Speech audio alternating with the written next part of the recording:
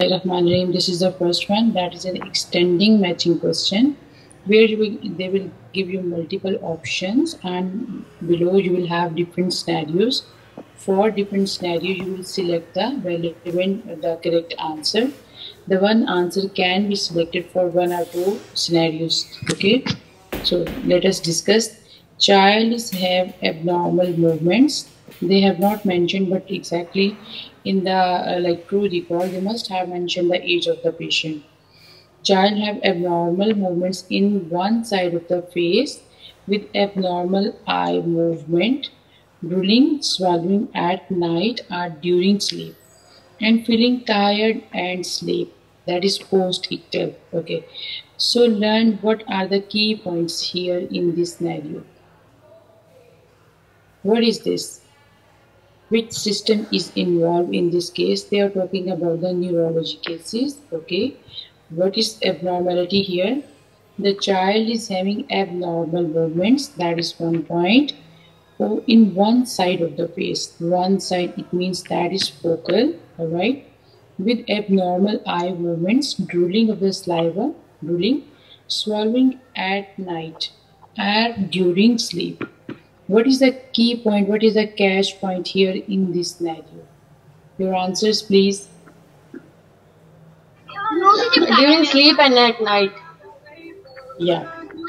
It's special for Rolandic. Okay. Please, you all mute yourself. Okay. The key point here is that is at night or during sleep. Okay. What is your diagnosis? That is benign childhood epilepsies, Rolandic epilepsy. Okay, that is very good. Now I will tell you, this is from the guidelines where you have to read benign Rolandic epilepsy. The key feature here is that usually nocturnal seizures. Alright, they may be audio break. Just 1 minute. Okay, now can you listen me properly? Can you listen? Audio clear now? Okay, well here we are discussing the neurology cases. The first question we solved, that is about the benign Rolandic epilepsy, and for our reference I have taken the book of this Pediatric Guidelines. Right here you see the description of the benign Rolandic epilepsy. The key point here is the nocturnal seizures. The seizures which are present at night, they are usually benign. We have to rule out Rolandic epilepsy first in any case. What is the type of the seizures? Usually in the scenario they will give you gurgling sounds, drooling sounds, facial twitching. Okay, facial twitching. Okay, there may be unilateral focal oromotor seizures of the face, palate and arm. Let us see in our scenario. They have they given us about the focal seizures? Yes. See here, this is child have abnormal movements in one side of the face.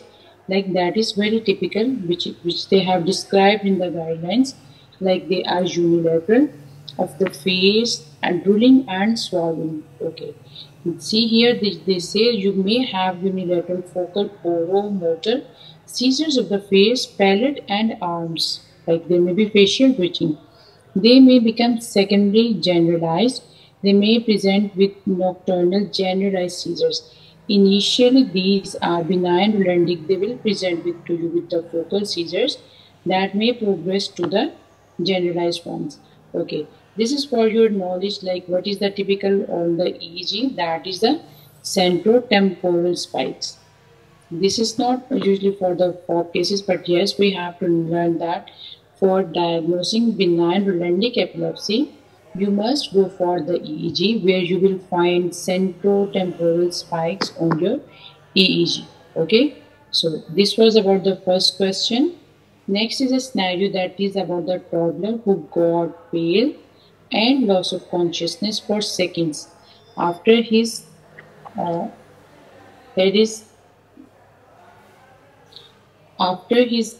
hit his head by a table with muscle twitching. Okay, what is your diagnosis? Is this a case of benign Rolandic? No, that we have discussed. Is this a case of reflex anoxic seizures? If yes, then why? Why this is reflex anoxia? Please tell me in your messages chat.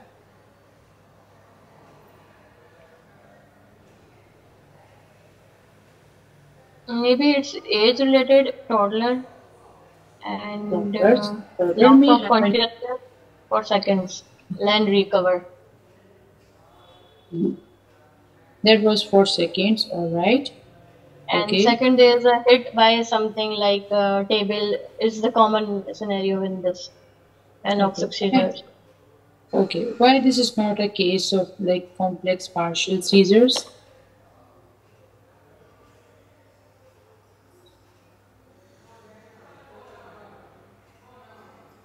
See here in this scenario, we do have reflex anoxic seizures. They always happens after a stimulus. What is stimulus here? That is the patient, the baby, that he's hit by, his head is hit by a table. So this is a stimulus. That stimulus may be sensory. That stimulus may be in the form of a fear. Okay, that is a sensory stimulus. That is a motor stimulus that may be in the form of fear. Okay, what is that fear? That fear may be of any person, maybe of anything. Okay, if after that stimulus the child he got pale first, this is the sign that is against epilepsy. If the patient is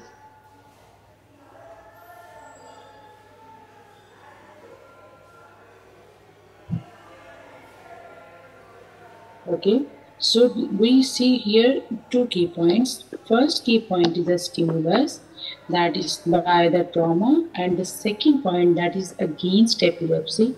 If you have epilepsy, if any child, any patient with epilepsy, his first sign would not be he got pale. When any child, any person, any patient becomes pale first, then other sequences happens. It means this is not a seizure like that. This is not an epileptic seizure. That may be a case of reflex anoxic seizures. And number two is complex partial seizures. Now remember the name has been changed. This is not the complex partial seizures. They say the seizures with conscious impairment. They have defined the complex seizures by their name. Like there is impairment in the conscious level. Okay, so this name is deciding, that is defining, like this is not a case of complex partial seizures. Why? Because there is no loss of consciousness, there is no impairment in the conscious level with all the events. And when any patient he becomes pale first, after that the other event happens, this is most likely a reflex anoxic seizures, or this may be a case of syncope. In case of syncope, the your inciting event would be prolonged standing, even with shower with the cold water, with the heat water, sudden change in the temperature, that may cause this syncope or syncopal attacks. Here you will also have the patient got pale first, then he fell down and he lost his consciousness for a few minutes. But what is the difference? In case of syncopal attack, the inciting events would be prolonged standing or malaise. While in case of reflex anoxic seizures, you may have a stimulus that is in the form of a fear.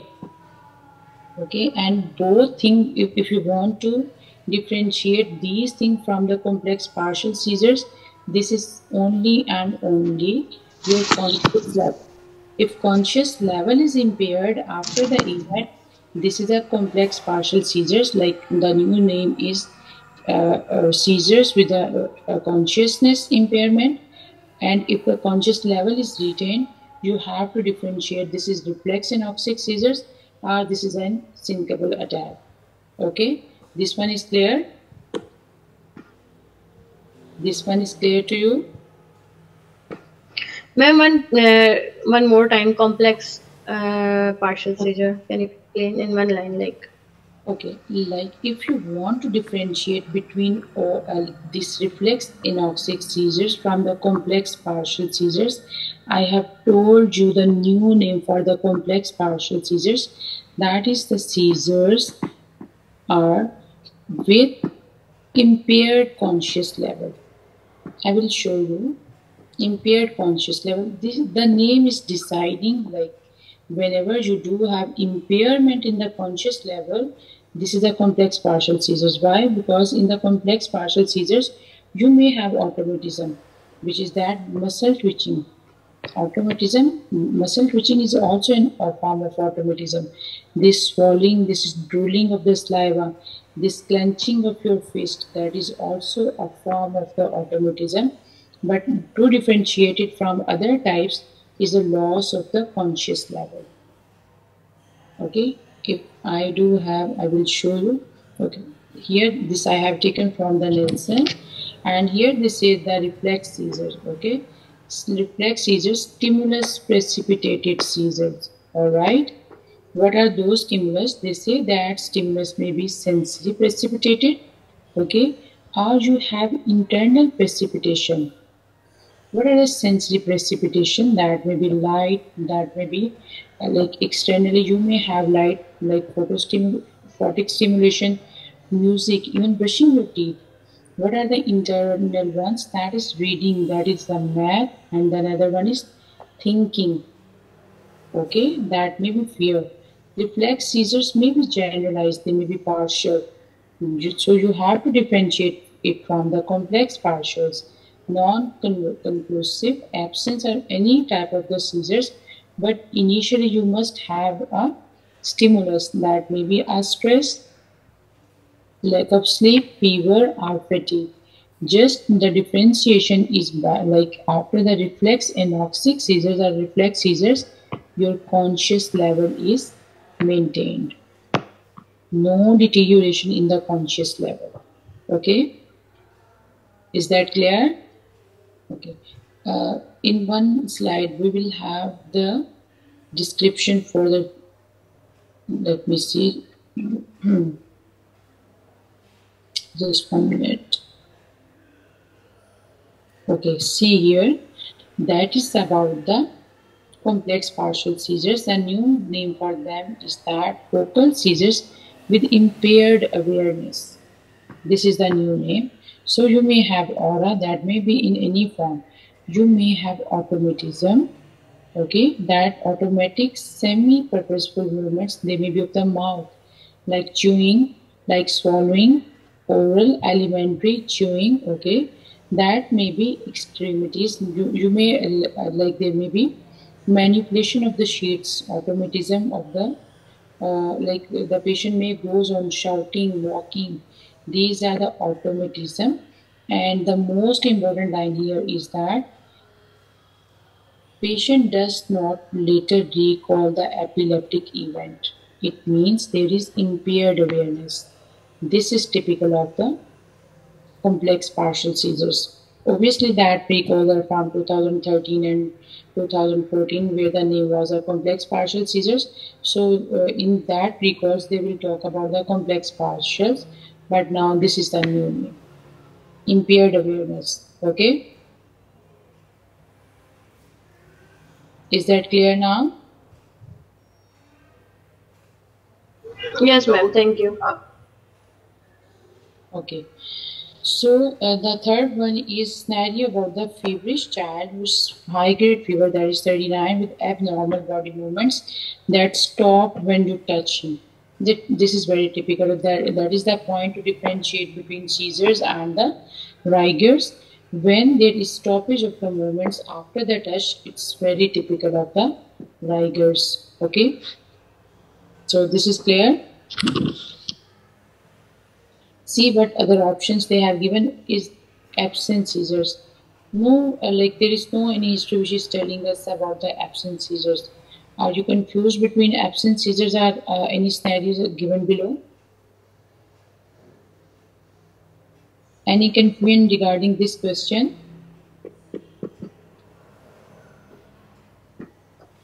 Okay, so that is very clear.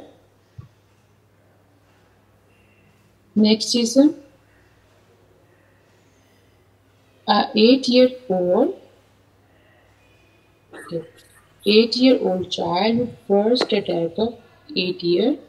First attack of convulsion for 5 minutes. Now he is okay. He had history of febrile convulsions when he was 3 years. He had his first attack at the age of 3 years. Now at the age of 5 years. Okay. So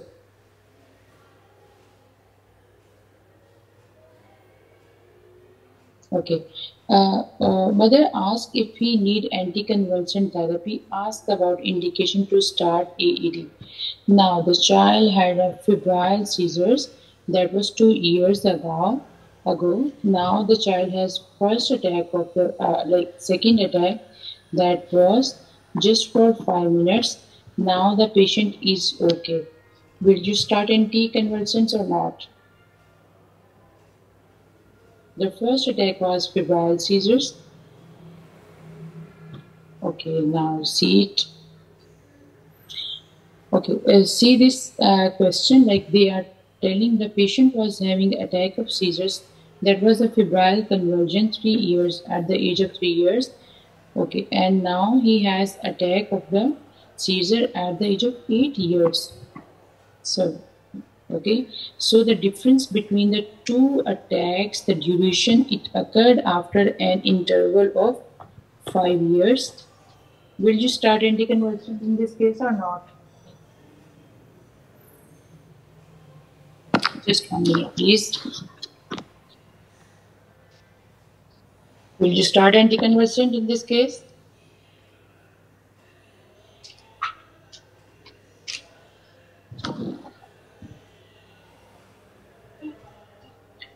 Will you start anticonvulsant in this case? No. Okay. So they say ask about indication to start AED. Family history of epilepsy, and the child had 2 attacks of seizures 5 years apart. If there is family history, no, that is not an indication to start AED. Abnormal EEG. Will you start? EEG is not required to start or to stop any anti-epileptic. Remember. Okay. The next is a further occurrence of the convulsions. Just 1 minute. Give me 1 minute, please.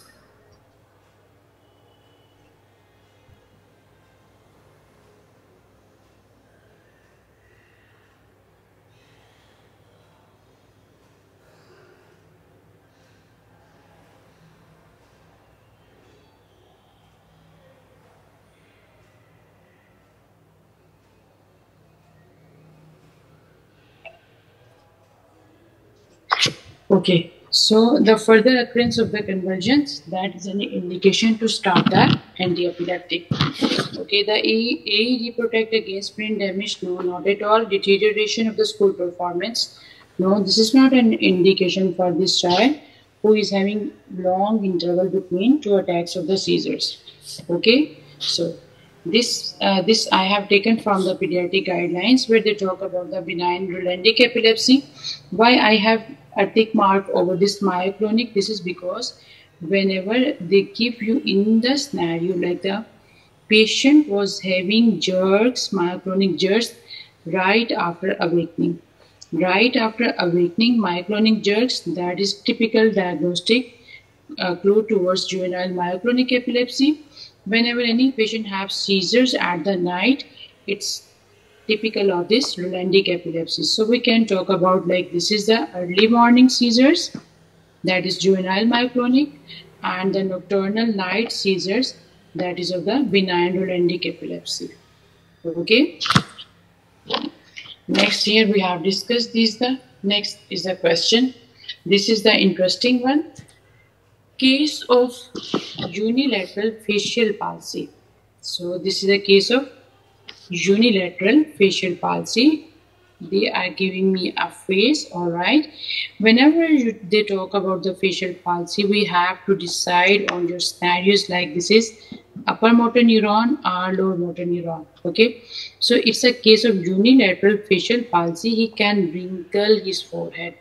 So he can wrinkle his forehead means okay, he had mild response to steroids. All right, means it was a case of upper motor neuron. What are the features of the upper motor and the lower motor? Whenever upper part is paired, upper part of the face is paired, this is due to upper motor neuron ligands, we all know very well. Okay, when total half of the face is involved, that is lower motor neuron. What about the lower motor neurons? It's also known as Bell's palsy. Okay, so what they want to ask us from this unilateral facial palsy, that is of the upper motor neuron origin. Okay, ask about the next step. Will you refer this patient to neurology? Will you go for CT brain and will you go for MRI brain? What is your answer? In the guidelines, they have given the typical indications if you want to refer this patient to neurology. This is a case of upper motor neuron, this facial palsy. Should this patient go to neurology or not? Not. I will show you in the guidelines. Okay, CT brain or MRI brain? Why they have selected MRI in this option? Why not CT brain? Okay, tell me why this facial palsy, this Bell's palsy, like facial palsy happens. What are the causes? Who will tell me, please? This is the problem, that is stroke, all right. To rule out CVA, can't we rule out CVA or stroke on CT brain?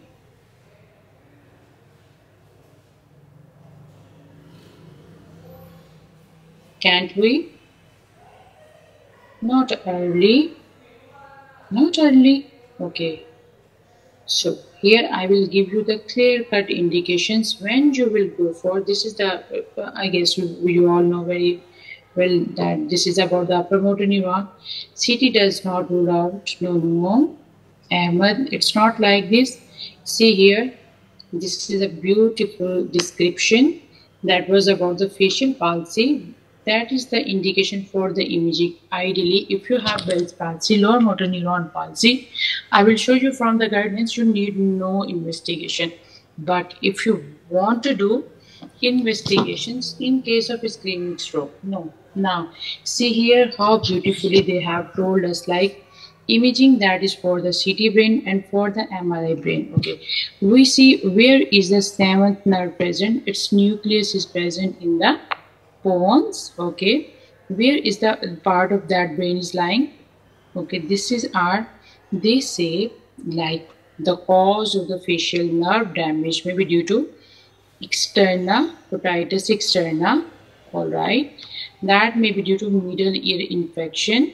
So we see here, this is otitis externa, this is the, say, this is middle ear, then comes the inner ear. Okay, they say when you are suspecting the cause of this facial palsy is after the trauma, that is after middle ear infection, after otitis externa, or when you want to see a CT temporal bones. When you want to see any problem in the temporal bones, you will go for CT scan. When you want to see any problem in the intratemporal area, like when brain parenchyma is damaged, that may be stroke, that may be anything, then you will go for MRI.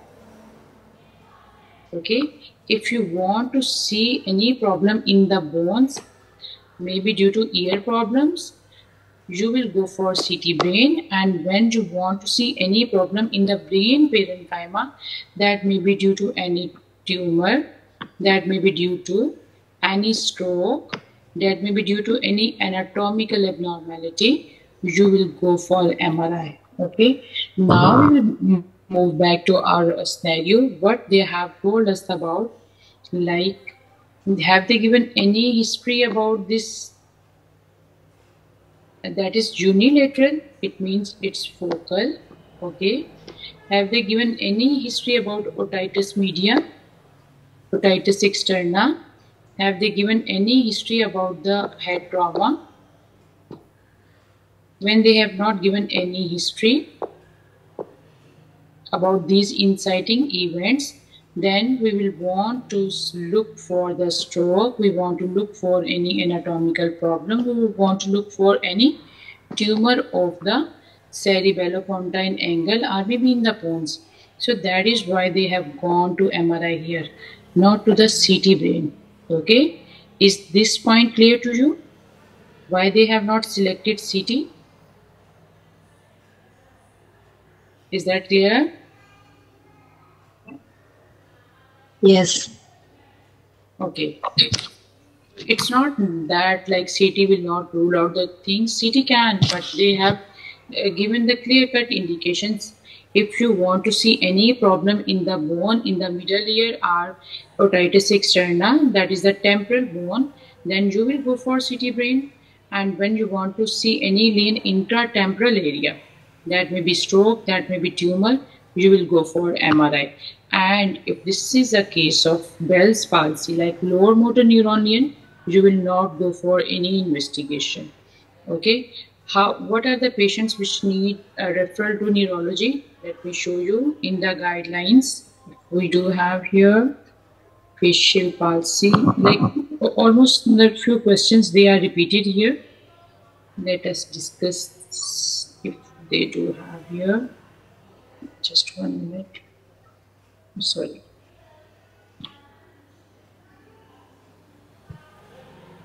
Facial palsy guidelines.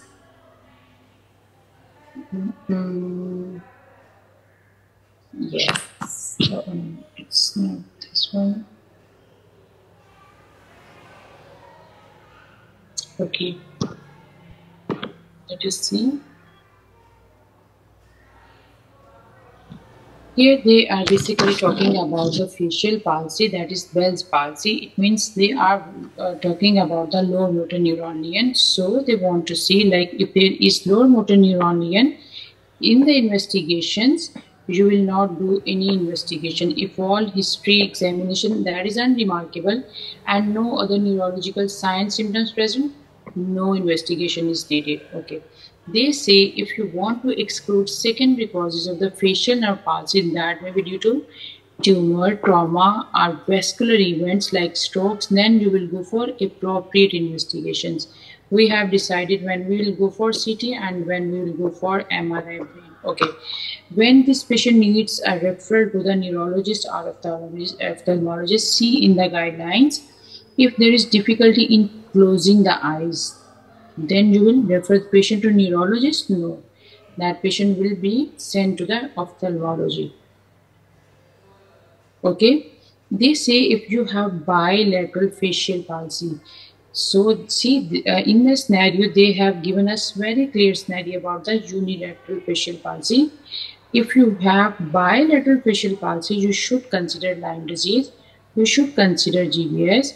You should consider brainstem pathology. Okay, then that patient will be discussed, not the neurologist. They say you should discuss further investigation with your consultant with special interest in the neurology or the tertiary pediatric neurologist. So this is an indication for the neurology referral.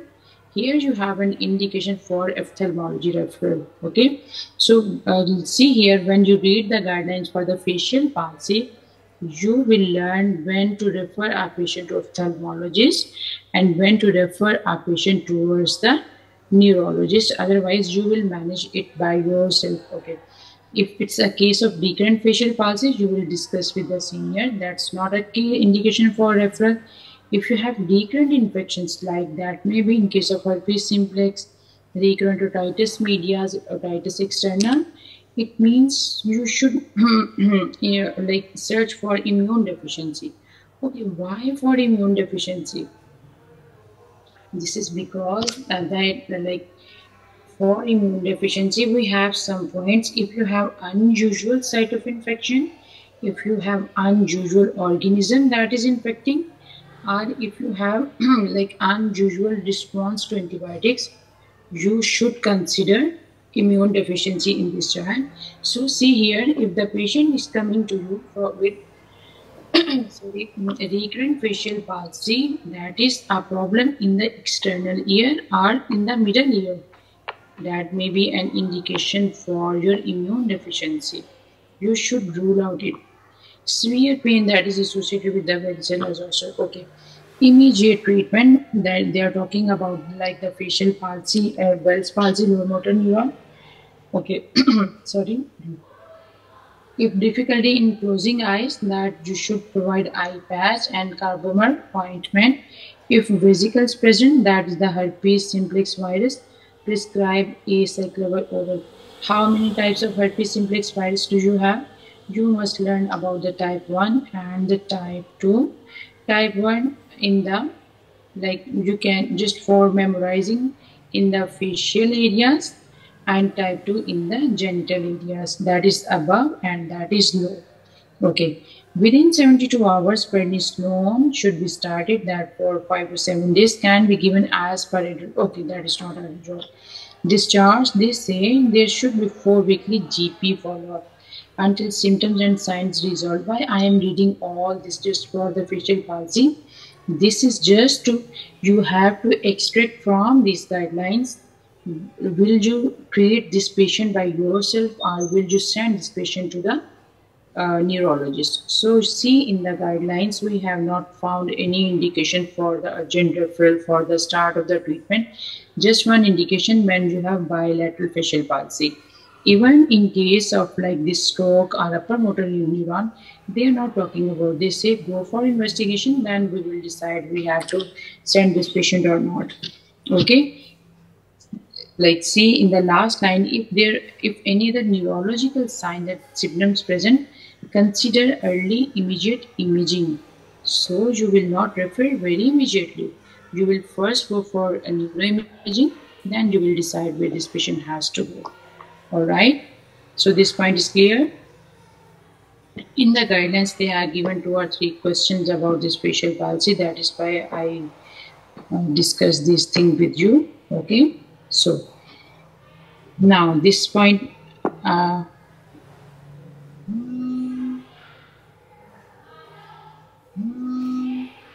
uh, just give me 1 minute, please.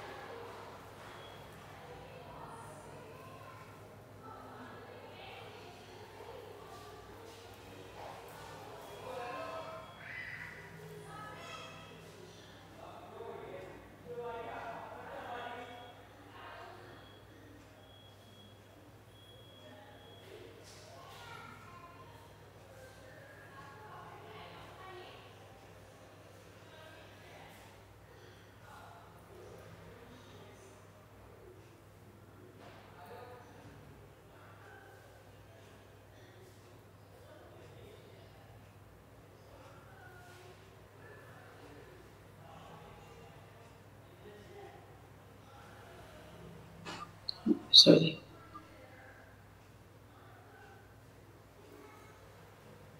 Mm-hmm.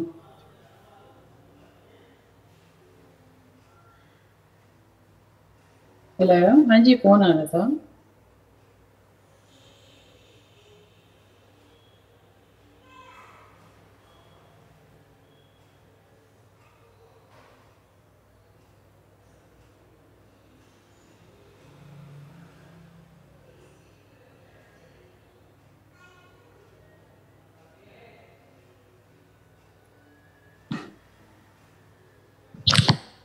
Okay, this is the next one.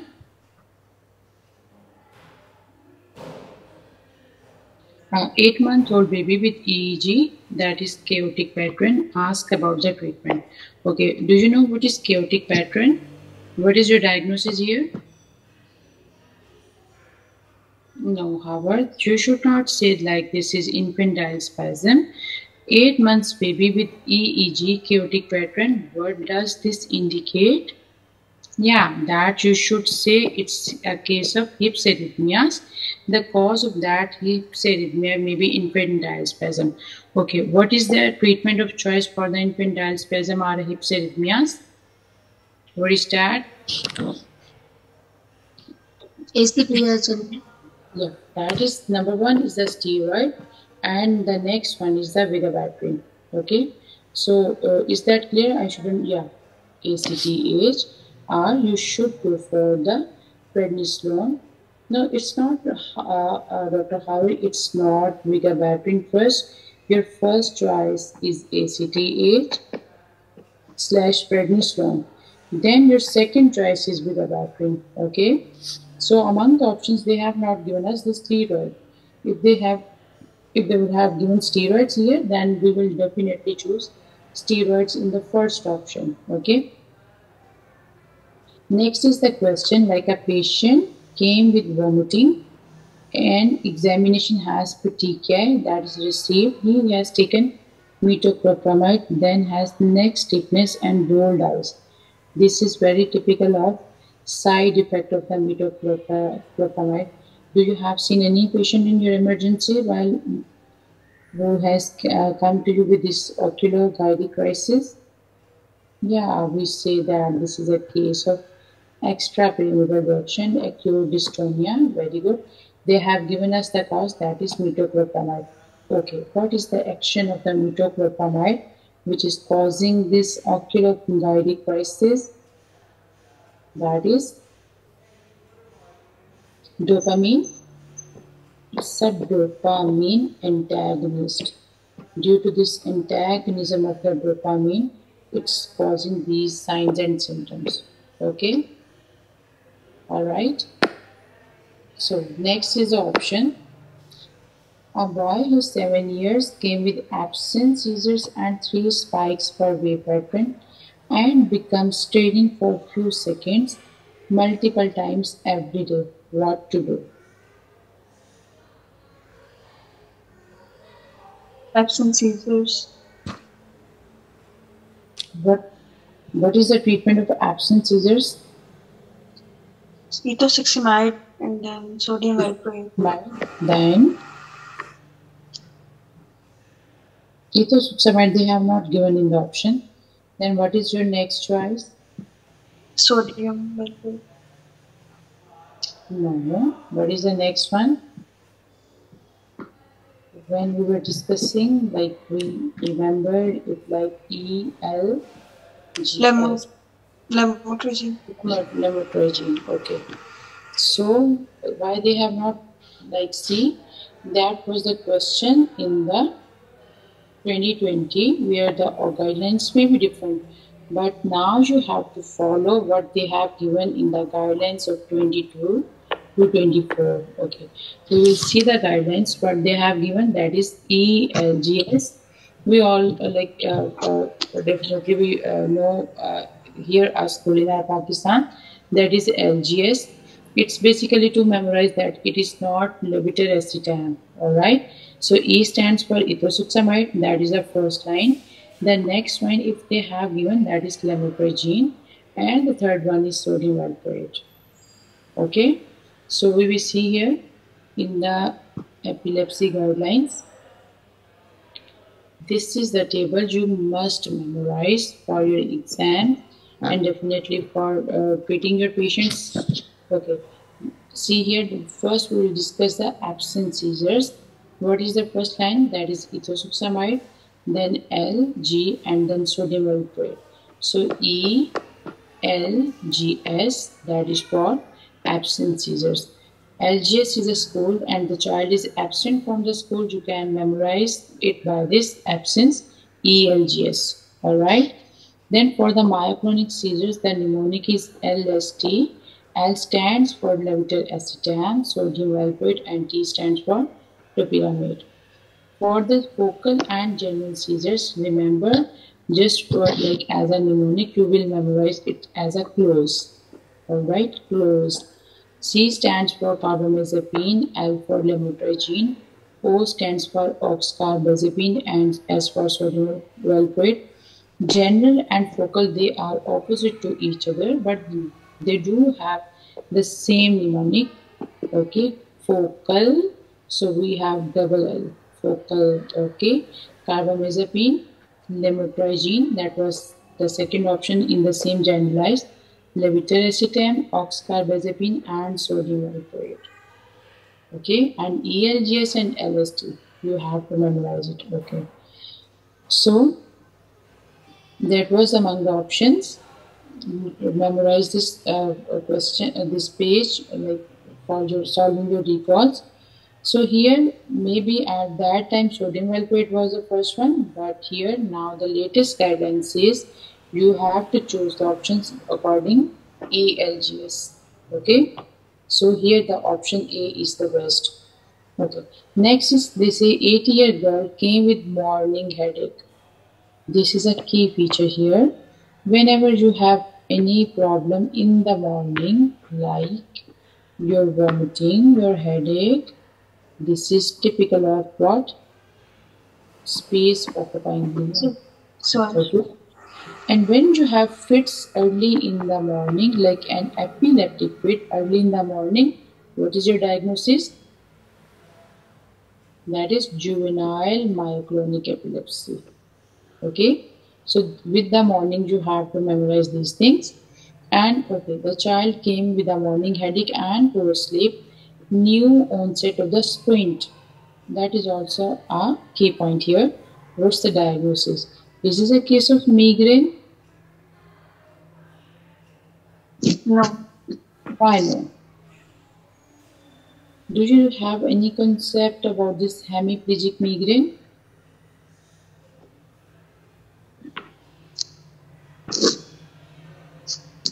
Can this be a case of hemiplegic migraine?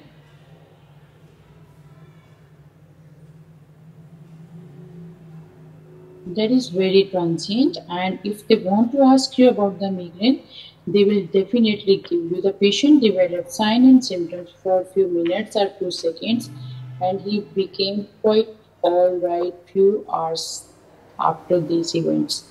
This is typical of hemiplegic migraine. Hemiplegic migraine may present like stroke, like any stroke-like events, but what is the difference with the two strokes?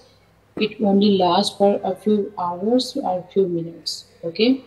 Is this a case of meningitis? No, it's not presenting like this and like this. It's very typical of the space occupying lesion. Okay, this was about the facial palsy. This was about the indication of CT and MRI. Then I have told you like someone was saying with a battery is a treatment. No, the first line is the ACTH R steel prednisolone. Okay. So this was about the oculogyric crises. What are the oculogyric crises? Are extrapyramidal reaction when we have neck stiffness. Even they may present like increased blinking of the eyes. Okay, and these episodes may frequently and they may be accompanied by the pain. Okay, so this table that is a must for solving neurology recalls. Okay, next is the option. It's an easy question.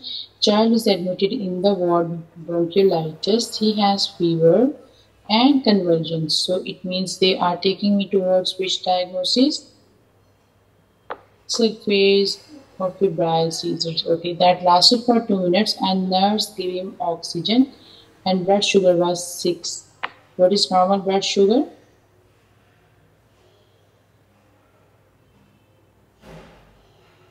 4 to 6 is normal now.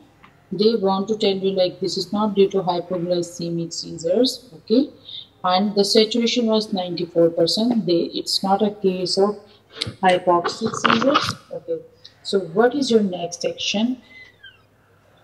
Definitely this is a case of febrile seizures and the seizure lasted for 2 minutes. Now the child is okay, he's not having seizures, so we will simply observe the patient. Will you give rectal diazepam? Will you insert cannula? The patient is already in the ward. He must be having cannula. Buccal midazolam or rectal midazolam. This is basically the treatment when the patient is at the host, like home or in the community. Then this rectal or buccal midazolam is the treatment. Basically, this rectal midazolam is preferred over this buccal midazolam. When patient is in the hospital setting and he is having seizures, then what is your first line of anticonvulsants? This is a very good question. They basically want to tell you, like, if the patient is at home or in the community, in the ambulance, you must go for midazolam. When the patient is in the hospital setting, then you should go for IV lorazepam. Okay, this child was having febrile convulsion that was settled, like it lasted for 2 minutes. Patient is in the ward, so he must be having IV line. So need not to do the cannula. Okay, you will simply observe this case as this is a case of febrile seizures. Sugar is normal, oxygen is normal. Okay, so let us move to the next one. That is an extending matching question. Boy look frightened, frightened, pale. Okay, I told you like how you will differentiate repetitive swallowing for 50 to 30 seconds. It's a diagnosis. It's a clinical automatism. Is that clear? Is this, look, we have to differentiate always as this complex seizures from syncopal attacks or reflex anoxic seizures. In the options reflex anoxic seizures, that is not present. So what we have to differentiate, is this a case of syncope? Have they given any stimulus like prolonged standing malaise? No. Okay, and the child is having automatism after which he is tired. So they like maybe in the whole this scenario they have mentioned about the conscious level, but this automatism, getting frightened, that is a stimulus, and pale, and then this automatism, it's very typical of complex partial seizures. Okay, see in the next one, girl at the assembly. She is standing for a long period of time. She lost her consciousness. She became pale, twitches after twitches. After that, she regained consciousness. She is confused. So now these two scenarios, they are clearly giving you the differentiating points. In the syncope, after the event, like she lost her conscious level first, after prolonged standing, she became pale. She was having twitching just like this patient, but after she regained consciousness. This is a key differentiating feature. Here they said she became pale, frightened, twitching, but after that she was tired. Maybe in the options they have given, she has lost his conscious level. So this is syncope and this is complex partial. Any confusion here? Okay. Next is a child noticed at school by the teacher goes still for 1 to 3 minutes. So they have answered here that this is a case of daydreaming. Why this is not a case of absent seizures? Who will tell me this is why this is not a case of absent seizures? The patient goes still for 1 to 3 minutes. 1 to 3 minutes. It is a longer duration. Is there any specific duration for absent seizures? It is for a few seconds. Maybe for a few seconds. Okay, what else?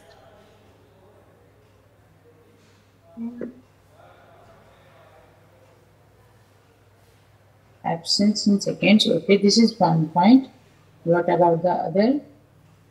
Okay, see here, whenever any true event like a seizure, any this psychological effects, no, see here, another point, another key point is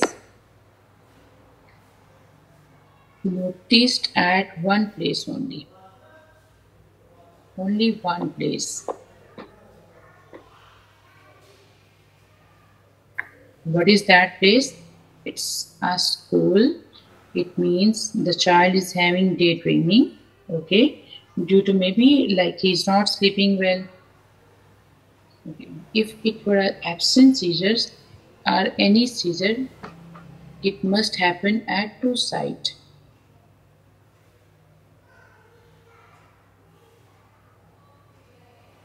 It has two sites. If it were as seizures, it must be present at home, It must be present at school.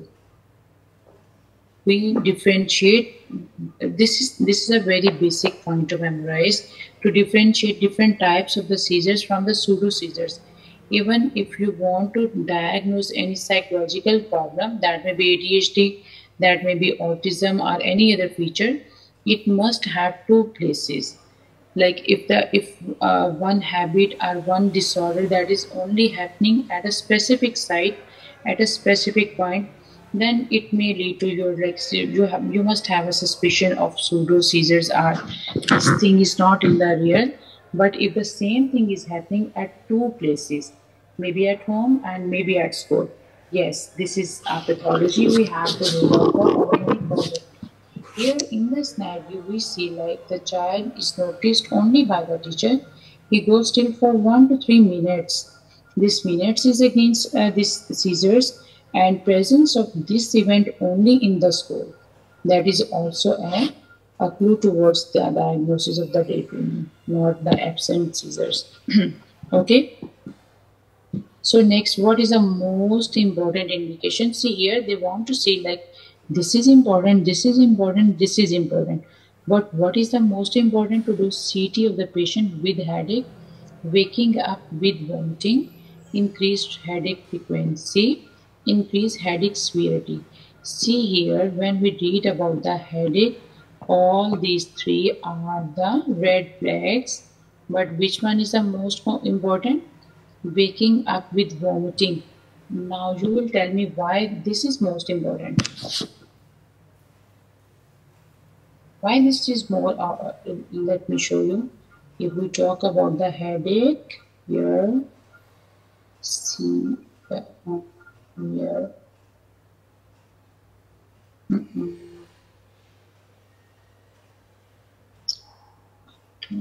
check.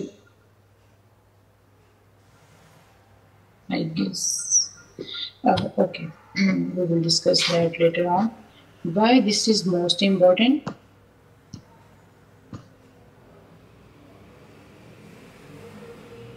Why this one is most important?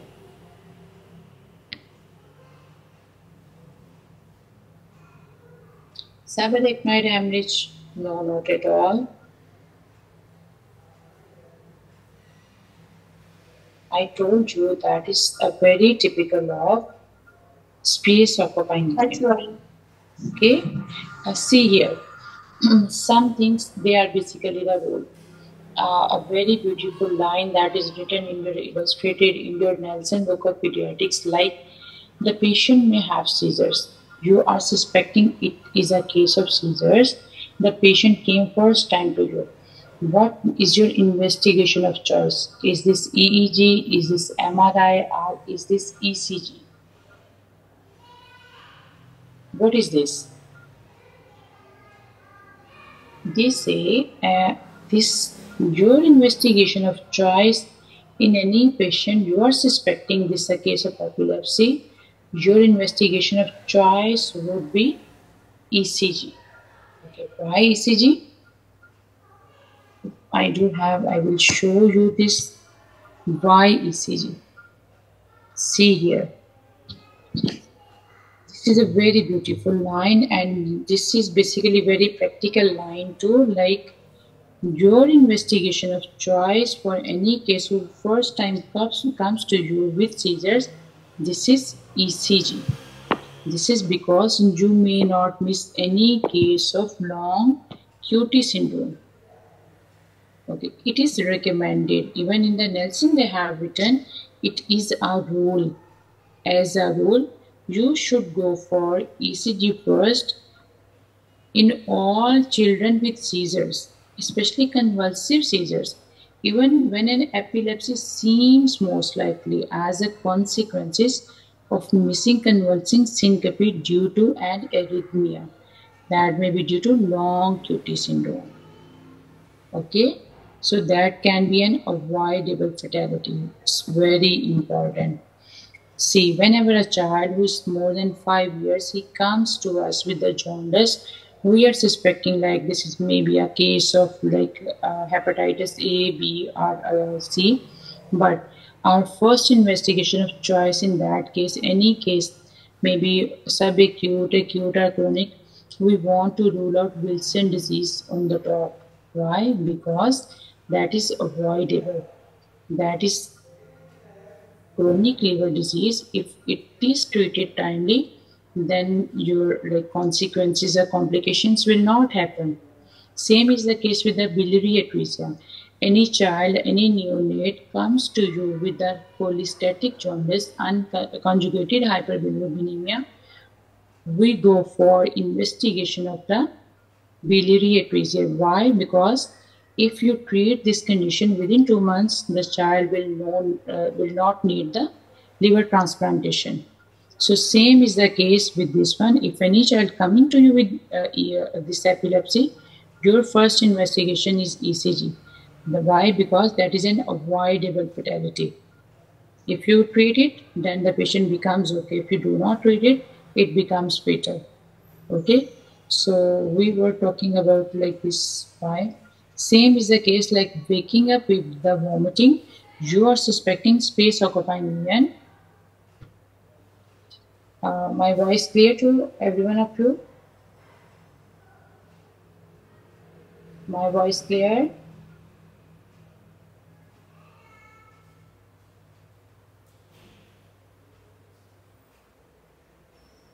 Okay, it's audible. Alright, so for making a diagnosis of SOL, that may be treatable, maybe in the early stages. So you should consider it as a space occupying medium. Okay, so next, this was the basically the differentiating point which I have taken for the vasovagal syncope and this differentiation from the epilepsy. Okay, next is this one. Patient had convulsion, took rectal diazepam. It means that was at home when the rectal diazepam was given. Then the patient came to a hospital where IV lorazepam is given, but the fits are not controlled. What to give? It's phenytoin bolus, it's phenytoin infusion, or it's phenobarbital bolus. For this, you will see this guideline.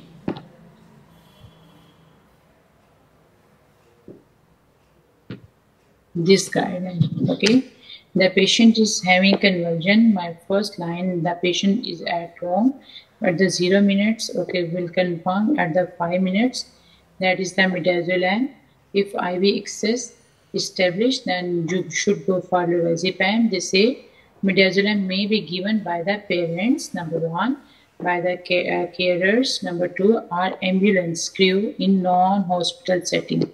So in the non-hospital setting, we will go for midazolam. If they are talking about the options, okay, when patient has landed in the hospital, to take place in the hospital setting, you will give the lorazepam, that is IV lorazepam you will give first. Okay, in the our scenario, they say they have given this rectal diazepam, they have given this lorazepam. Now, what is your investigation next step? In the options, they have talked about the bolus of phenytoin, infusion of phenytoin, or bolus of phenobarbital.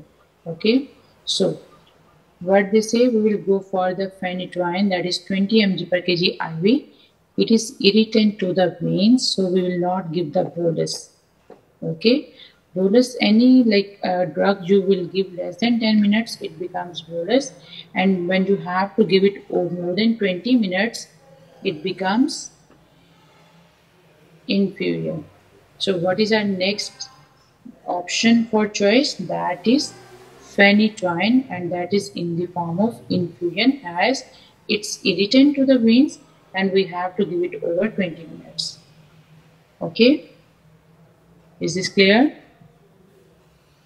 So now see here, at first they have took the steps like rectal diazepam number 1, IV lorazepam number 2, and then the phenytoin infusion. Okay, it's not phenytoin bolus, it's irritant to the veins. We cannot give it in less than 20 minutes. Okay, next is they say migraine in a child. Is this unilateral? It's usually unilateral. There is family history, rare under 5 years. common visual auras. Okay. See here, I have taken this from the illustrated book. They say migraine in the child is commonly bilateral, but maybe uni, but it's commonly bilateral. Okay. In the next line, they say migraine with aura, that is very rare in the children. This accounts for only 10% of the migraines. So in the child, migraine without aura, that is common. Okay. So what about familial hemiplegic migraine? Okay, they are talking. Next options were about like this is it's rare under 5 years. There is family history. Why we have selected family history here? The one question that was shared in this group. Now read carefully about the lines. In that question, among the options, they have written like family history is required to make a diagnosis. No, not at all.